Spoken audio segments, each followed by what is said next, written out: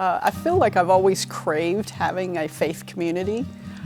Grew up in a very traditional faith background in a conservative family, and that pushed me away from organized religion and church settings for quite a long time.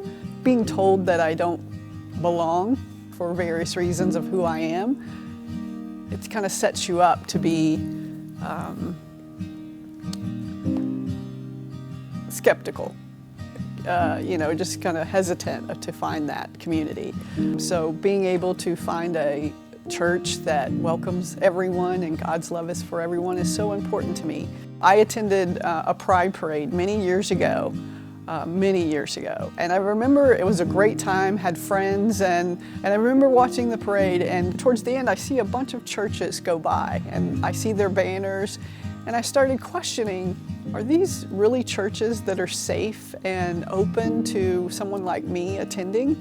So for many years, that was a seed planted in my heart. Now, I would have never guessed that I would have found a home at Episcopal Church. I didn't know much about the Episcopal faith, so I watched Grace online first, so I could just kind of get a feel for it. And then being able to hear the message, I think God's message to me was just suit up and show up and see what happens. And that's what happened.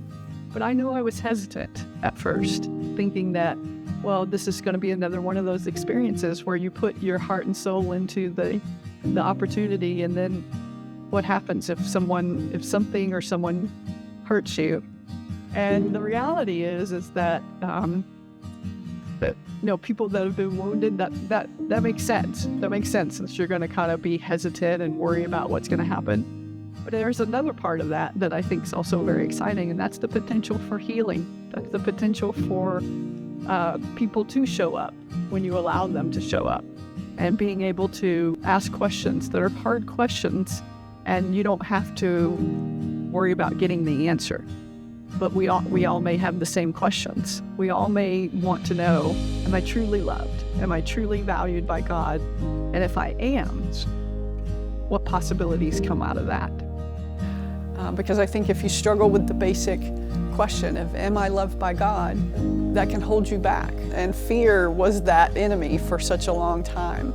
That faith journey that was bogged in fear and really kind of taught me that you can't answer those questions, and you're not worthy, but you can do the best you can.